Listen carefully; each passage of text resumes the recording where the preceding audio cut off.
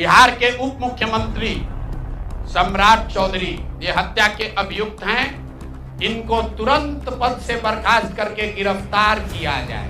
तारापुर में 1995 में 7 लोगों की जो हत्या हुई और 7 मारे जाने वाले लोग कुशवाहा समाज के लोग थे। 26 साल के उम्र के आदमी पर अगर 6 लोगों की हत्या का आरोप है तो जब तक कोर्ट से वो फ्री नहीं होते हैं तब तक उनको जेल में होना चाहिए।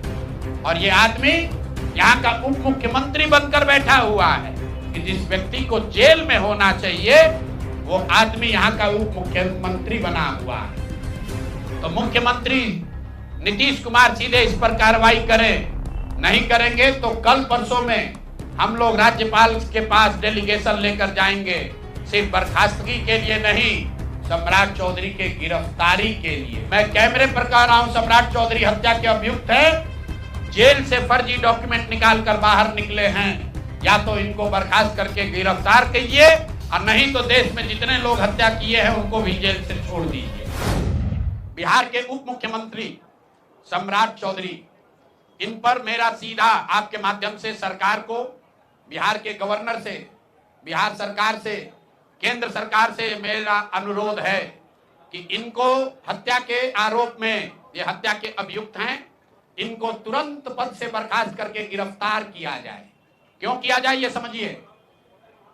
तारापुर में 1995 में 7 लोगों की जो हत्या हुई और 7 मारे जाने वाले लोग कुशवाहा समाज के लोग थे। ये बिहार में जाति की राजनीति करने वालों के लिए सबक होना चाहिए। सम्राट चौधरी कहते हैं मैं कुशवाहा हूं। 7 लोगों की जिनकी हत्या के ये अभियुक्त हैं, आरोप नहीं है, मैं शब्द बहुत सही समझ के बोल रहा हूं। 7 लोगों की हत्या के अभियुक्त राकेश कुमार उर्फ सम्राट कुमार मौर्य उर्फ Samrat Choudhary, Tarapur case number 44/1995, note कर लीजिए। 44/1995 में 7 लोगों की हत्या हुई, उसमें ये अभियुक्त हुए। और जो केस है चीफ जुडिशियल मजिस्ट्रेट को 24/4/1995 को इन लोगों ने डॉक्यूमेंट सबमिट किया।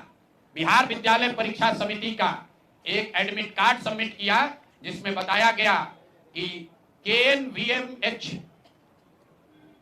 सम्राट, ये स्कूल का नाम है, कुमार सर एक स्कूल का नाम है जहां से ये एडमिट कार्ड इशू हुआ है। सम्राट चंद्र मौर्य, पिता का नाम Shakuni Choudhary, date of birth 1/5/81, result fail, number आया 268, कैटेगरी प्राइवेट।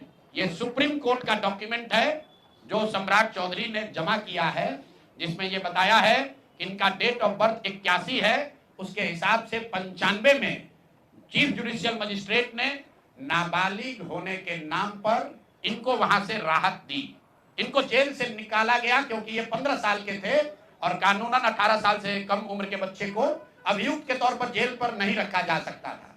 अब ये बात तो पब्लिक की जानकारी में है। अब मैं क्यों कह रहा हूं कि इनको आज अरेस्ट करना चाहिए, क्योंकि 2020 का जो सम्राट चौधरी ने अपना इलेक्शन एफिडेविट दिया है, इसमें अपना उम्र इन्होंने बताया है 51 साल। ये सम्राट चौधरी का इलेक्शन एफिडेविट है। इन्होंने अपना उम्र बताया 2020 में 51 साल। इसका मतलब है कि 2020 - 26, तो 1995 में इनका उम्र था 25 साल, 26 साल।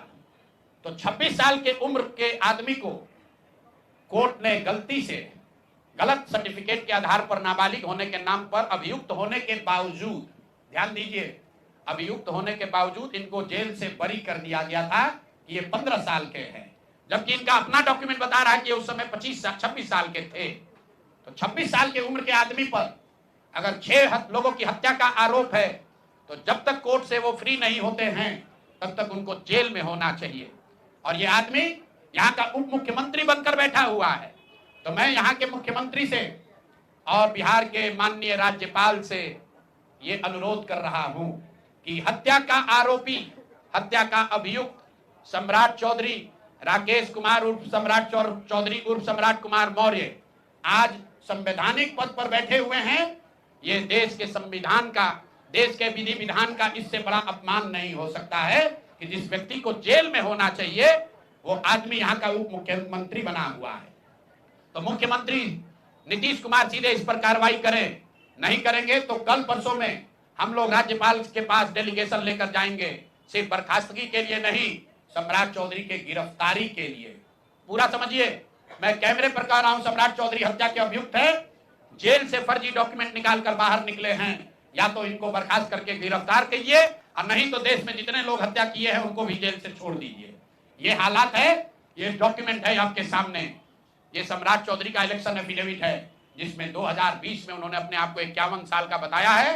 उसके मुताबिक 1995 में वो 26 साल के थे और कोर्ट में इस आधार पर इनको बरी किया गया है कि ये 15 साल के बालक हैं। तो ये बता दें कि ये हत्या के आरोपी हैं, इन्होंने जो सर्टिफिकेट दिया है वो ठीक है कि नहीं है। बाकी ये भाई साहब जो घोटाला किए हैं अपने डिग्री उग्री में तो बहुत छोटी बात है।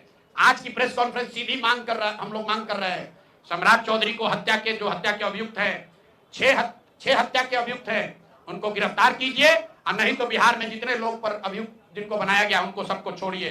इस देश में अलग अलग कानून नहीं हो सकता है। और ये गृह मंत्री के साथ घूम रहे हैं। मोदी जी को हम लोग कल पत्र लिखेंगे कि आपके पार्टी का नेता, जितने लोग भाजपा के समर्थक हैं, भाजपा के जितने लोग नेता हैं, कार्यकर्ता हैं, वोटर हैं, आपके जरिए से सबको बता रहा हूं, मेरे भाई एक बार अपने दिल पर हाथ रखकर सोचो, जिस व्यक्ति पर 6 लोगों की हत्या का आरोप है, जो व्यक्ति 6 लोगों की हत्या का अभियुक्त है, उसको तुम अपना नेता बनाकर बिहार का उप मुख्यमंत्री बनाए हो और तुम अपराध की बात करते हो, तुम जंगल राज की बात करते हो। तो सम्राट चौधरी को अभी के अभी पद से इस्तीफा देकर पुलिस को अरेस्ट करना चाहिए और अगर पुलिस अरेस्ट नहीं करती है तो हम लोग कोर्ट में मूव करेंगे, कोर्ट के संज्ञान में इस बात को लाएंगे कि साहब ये बताइए कि कैसे आपने इनको बेल दिया है, कैसे इनको आप समाज में बाहर रहने की अनुमति दे रहे हैं। और सम्राट चौधरी की अंतिम बात, इनके अपराध की गाथा की, सिर्फ हत्या के अभियुक्त नहीं है। बिहार में पुरानी पत्रकारिता करने वाले लोग, आपने शिल्पी गौतम के रेप और हत्याकांड की कहानी सुनी होगी। आपने सुना होगा कि लालू जी के जंगल राज का जब चरम सीमा था, जितनी यहाँ माताएं बहने हैं, जो पढ़े लिखे लोग, समझदार लोग हैं, स्वच्छ छवि वाले बिहार में रहने वाले लोग हैं, याद कर लीजिए शिल्पी गौतम रेप और मर्डर केस, जिसमें एक डॉक्टर के लड़के को और शिल्पी गौतम के साथ ऐसा आरोप लगा था कि उनके साथ सामूहिक बलात्कार और उसके बाद उनकी हत्या कर दी गई थी। साधु यादव पर उसका आरोप लगा था, बड़ी हंगामा हुआ, सीबीआई में केस गया। मैं आपके माध्यम से आज पूछ रहा हूं कि क्या अभी के उप मुख्यमंत्री सम्राट चौधरी उर्फ राकेश कुमार उर्फ सम्राट कुमार मौर्य उस केस में संदिग्ध अभियुक्त के तौर पर नामजद थे या नहीं थे, ये प्रेस में वो बता दें, उसके बाद हम उसका डॉक्यूमेंट आपको जारी करेंगे। इनका सीबीआई ने इनको अभियुक्त के तौर पर इनकी जांच की थी कि नहीं, उस मुकदमा में इनको नामजद संदिग्ध बनाया गया था कि नहीं, ये सीधा आपको बता रहे हैं। ये आए और ये पूरा केस तब के भाजपा के नेता सुशील कुमार मोदी जी ने उठाया था।